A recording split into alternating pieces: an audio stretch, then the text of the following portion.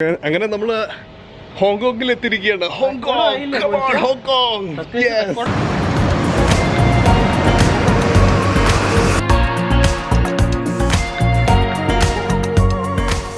Okay, അപ്പോൾ നമ്മൾ റൂമിൽ എത്തിയിരിക്കുന്നു. അത്യാവശ്യം കൊള്ളാവുന്ന റൂം തന്നെ, പക്ഷേ വലിപ്പം അധികമില്ല, പക്ഷേ ഡബിൾ ബെഡ്റൂമാണ്. ഇപ്പോൾ ഇവിടെ സമയം 2:56, 3 മണിയാവാറായി. ഞങ്ങൾ ഇതുവരെ നമ്മൾ ആ ലോഞ്ചിൽ നിന്ന് കഴിച്ച ഫുഡ് മാത്രമേ കഴിച്ചിട്ടുള്ളൂ, പിന്നെ ഒന്നും കഴിച്ചിട്ടില്ല. അപ്പോൾ എന്തായാലും പുറത്ത് പോയിട്ട് ഫുഡൊക്കെ കഴിച്ച് ഇന്നത്തെ കാര്യങ്ങളൊന്ന് പ്ലാൻ ചെയ്ത് പുറത്തേക്ക് ഇറങ്ങാം.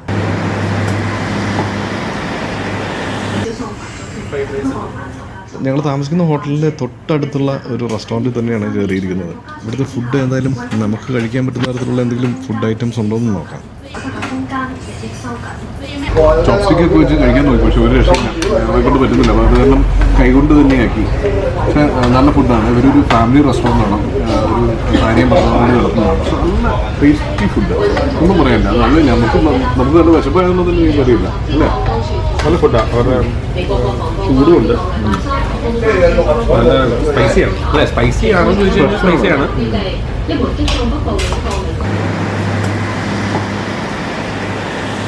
ഞങ്ങൾ ഒരു സിം എടുത്തു, $68. അൺലിമിറ്റഡ് ഡേറ്റയാണ്. ഇത് എത്ര ദിവസത്തേക്കുണ്ട്? 5 ഡേയ്സിൽ അല്ലേ? Okay, 5 days. അപ്പോൾ നമ്മൾ ഓർഡർ എടുത്തിട്ടുള്ളൂ. മാപ്പൊക്കെ നോക്കാൻ വേണ്ടി എളുപ്പത്തിന് വേണ്ടിയിട്ട് ഒരാളുടെ ഫോണിലേക്ക് മാത്രമാണ് ഇടുന്നുള്ളൂ. Chinese new ഇയറിനെ വരവേൽക്കാനായിട്ട് കടകളെല്ലാം ഒരുങ്ങിയിരിക്കുകയാണ്. കടകളിലെല്ലാം അലങ്കാര വസ്തുക്കളെല്ലാം വിൽക്കാൻ വെച്ചിരിക്കുന്നു. അടുത്ത മാസം എന്നുമാണ് ചൈനീസ് ന്യൂ ഇയർ. ഇവിടെ നടക്കുന്ന വഴിയിലൊക്കെ മീനും അതുപോലെ എന്തൊക്കെയോ സീ ഫുഡൊക്കെ ഉണക്കാനായിട്ട് വെച്ചിരിക്കുന്നുണ്ട്. കടകളിലാണെങ്കിലും അതുപോലെ തന്നെ sea food, dried sea food വിൽക്കുന്ന ഒരുപാട് കടകളും ഇവിടെ കാണാം.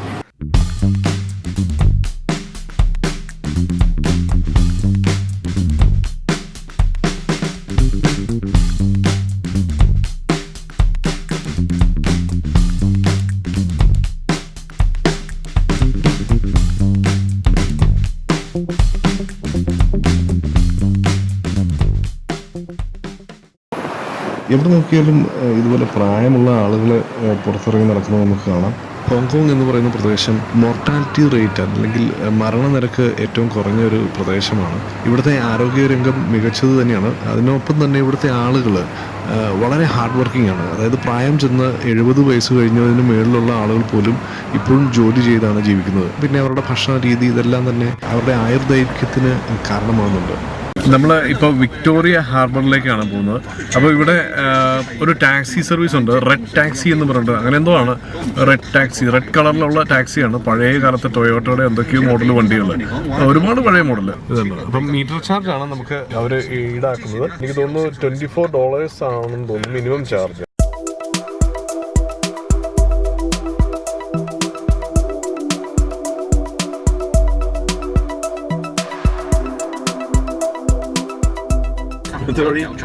ഓ, ലണ്ടൻ ബസ് പോലത്തെ red bus.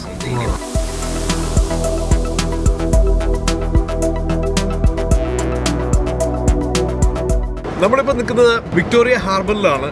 Victoria harbour view, വിശാലമായിട്ടുള്ള പേൾ നദിയുടെ തീരത്താണ് നമ്മളിപ്പോൾ നിൽക്കുന്നത്. അതുപോലെ തന്നെ കടലിൻ്റെ ഭാഗത്തേക്ക് പോകുന്ന ഒരു അഴിമുഖം കൂടിയാണ്. അപ്പോൾ ഒരുപാട് വ്യത്യസ്തമായിട്ടുള്ള യാച്ചുകൾ, അതുപോലെ തന്നെ കുറേ ബോട്ടുകളും ബോട്ട് റൈഡുകളൊക്കെ ഇവിടെ നടത്തുന്നുണ്ട്. അതുപോലെ തന്നെ ഇവിടെ ഹോങ്കോങ് ഒബ്സർവേഷൻ വീൽ എന്ന് പറഞ്ഞിട്ടൊരു വലിയൊരു ജെയിൻ വീലുണ്ട്. അതിൻ്റെ ബാക്കിൽ സ്കൈ സ്ക്രാപ്പേഴ്സ്.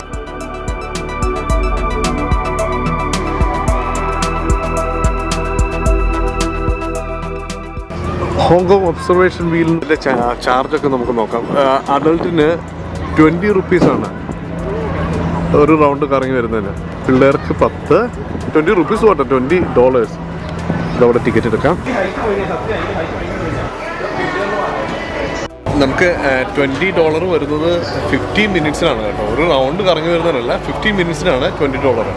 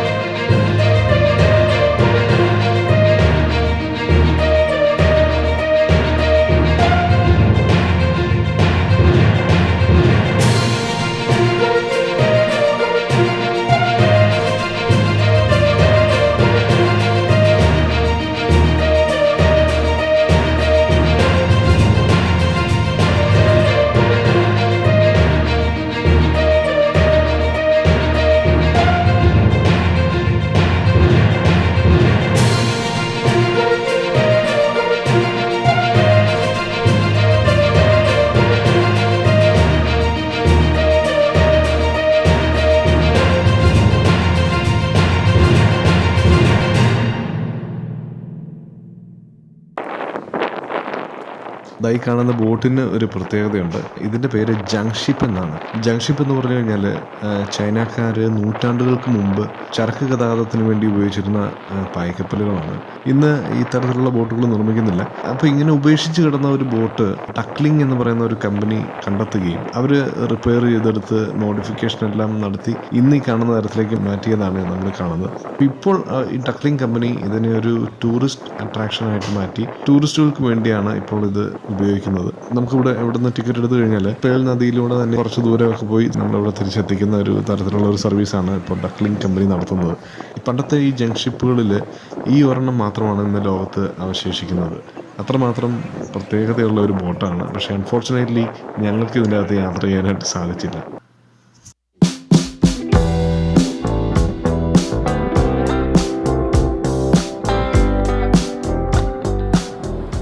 ഹാർബർ വ്യൂ അടക്കമുള്ള ഈ പ്രദേശത്തെ ഹോങ്കോങ് സെൻട്രൽ എന്നാണ് വിശേഷിപ്പിക്കുന്നത്.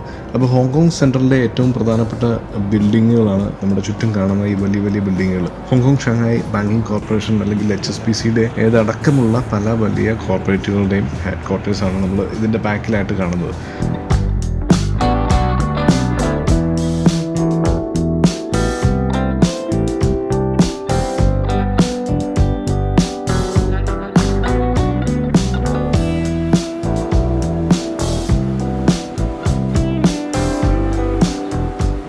നമ്മളിനി ഇവിടുന്ന് ആ കാണുന്ന ഡൗൺ ടൗണിലേക്കാണ് പോകുന്നത്.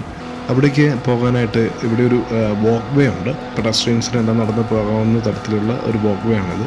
ഇതിവിടുത്തെ പ്രധാനപ്പെട്ട ബിൽഡിങ്ങുകളെ തമ്മിൽ കണക്ട് ചെയ്യുന്ന ഒരു വാക്ക് വേ ആണ്.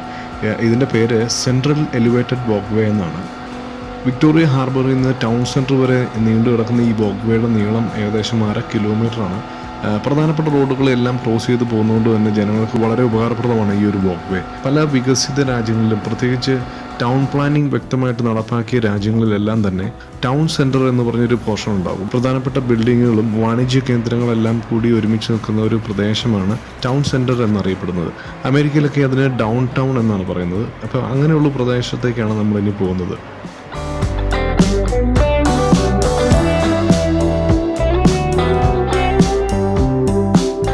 ഈ കാണുന്നത് ഇവിടുത്തെ ഒരു പ്രധാനപ്പെട്ട മാളായിട്ടുള്ള IFC മാളിൻ്റെ ഒരു ബിൽഡിംഗാണ്. ഇൻ്റർനാഷണൽ ഫിനാൻസ് സെൻറ്റർ എന്നാണ് IFCയുടെ ഫുൾ ഫോം.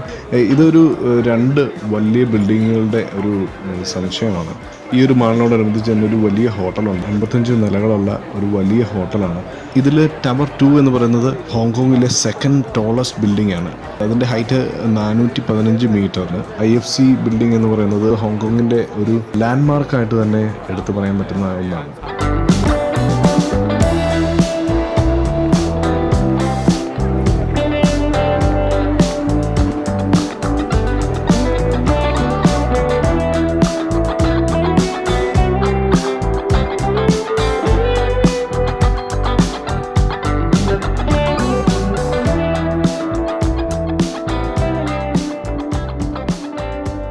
ഹോങ്കോങ് പ്രദേശം ഒരു കാലത്ത് ബ്രിട്ടീഷ് കോളനിയായിരുന്നു. അതായത് ഏകദേശം 1 നൂറ്റാണ്ട് കാലത്തോളം ബ്രിട്ടീഷുകാരുടെ ഭരണത്തിൻ്റെ കീഴിലായിരുന്നു ഹോങ്കോങ്ങിൽ. 1997 മുതൽ വീണ്ടും ചൈനയ്ക്ക് തിരികെ കിട്ടി. ഇപ്പോൾ ചൈനയുടെ കീഴിലാണെങ്കിലും ബ്രിട്ടീഷുകാരും ചൈനക്കാരും തമ്മിൽ ഉണ്ടാക്കിയ ഒരു ഉടമ്പടി പ്രകാരം 2047 വരെ ഹോങ്കോങ്ങിന് സ്വയംഭരണ അവകാശം ഉണ്ടായിരിക്കുന്നതാണ്. അതായത് അവരുടേതായ സ്വന്തം നിയമത്തിന് കീഴിലായിരിക്കും ഹോങ്കോങ് പ്രവർത്തിക്കുക. പക്ഷേ ഈ ഒരു റൂള് ഈ അടുത്തിടയ്ക്ക് ചൈന ബ്രേക്ക് ചെയ്തതിൻ്റെ ഒരു പ്രശ്നങ്ങളാണ് കുറച്ച് നാൾ മുമ്പ് വരെ ഇവിടെ വലിയൊരു റൈറ്റിന് ഇടവരുത്തിയത്. വളരെ ശാന്തമായിട്ട് നടത്തിയിരുന്ന സമരങ്ങളാണ് പിന്നീട് കലാപങ്ങളിലേക്കൊക്കെ നയിക്കുന്ന രീതിയിലേക്ക് മാറിയത്. ഹോങ്കോങ് റൈറ്റിൻ്റെ ഭാഗമായിട്ടുണ്ടായ ചില ബാക്കി പത്രങ്ങളാണ് നമ്മളിവിടെ കാണുന്നത്. ഇപ്പോൾ എന്തായാലും വളരെ ശാന്തമാണ്. ഹോങ്കോങ്ങിൽ ഇപ്പോൾ പ്രശ്നങ്ങളൊന്നുമില്ല, എല്ലാം കെട്ടടങ്ങിയെന്ന് തോന്നുന്നു. ഇന്ന് ലോകത്തിലെ ഏറ്റവും പ്രധാനപ്പെട്ട വ്യാപാര കേന്ദ്രങ്ങളിലൊന്നാണ് ഹോങ്കോങ്. ഇവിടെ ടാക്സ് ഇല്ല എന്നുള്ളതാണ് മറ്റൊരു പ്രത്യേകത. ഇന്ന് ഹോങ്കോങ് എന്നാൽ സഞ്ചാരികൾക്ക് ഒരു ഡ്യൂട്ടി ഫ്രീ ഹബ് കൂടിയാണ്.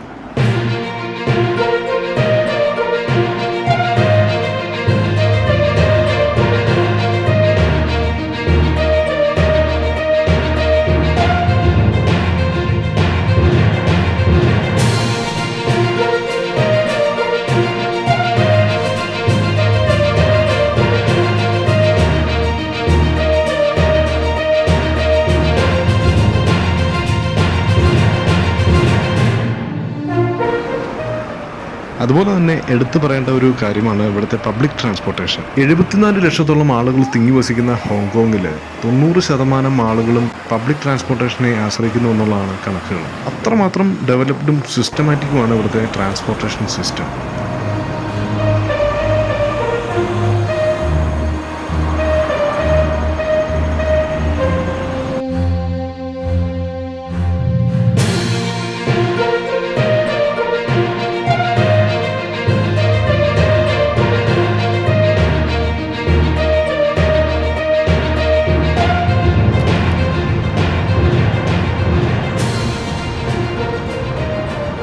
രാത്രിയാകുമ്പോഴത്തേക്കും നമ്മുടെ ഒബ്സർവേഷൻ വ്യൂവിൽ ലൈറ്റപ്പ് ഒക്കെ ചെയ്ത് കഴിഞ്ഞപ്പോഴത്തേക്കും ഒരു പ്രത്യേക ഭംഗിയാണ് കാണാനായിട്ട്. ഇത് കണ്ടോ, കുറേ ലോങ് വ്യൂവിൽ കാണുമ്പോഴാണ് നമുക്ക് അതിൻ്റെ ഒരു ലൈറ്റപ്പ് ചെയ്തതിൻ്റെ ഭംഗിയൊക്കെ മനസ്സിലാകത്തുള്ളൂ. നല്ലൊരു വ്യൂ ആണ് ഇവിടുന്ന്.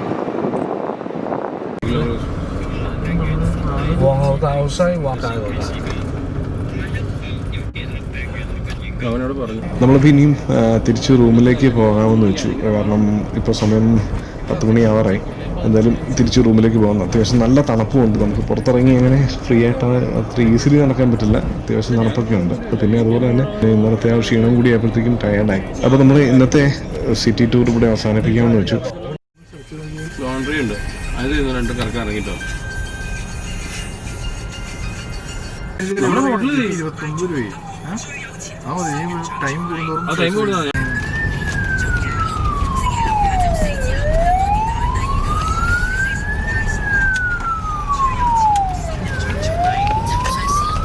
സ്ട്രീറ്റ് ലൈവാ കേട്ടോ, ഭയങ്കര ലൈവാ അല്ലേ?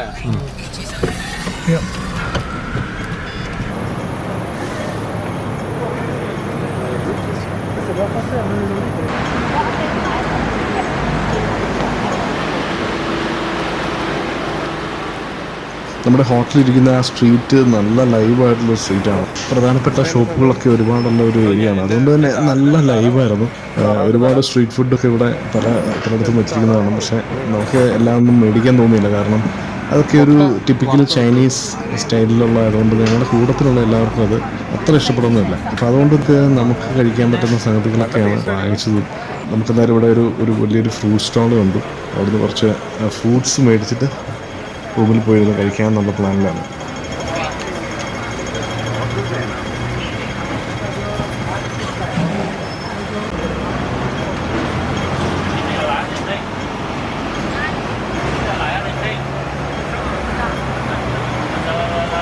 ആപ്പിളിൻ്റെ വലുപ്പം കണ്ടോ?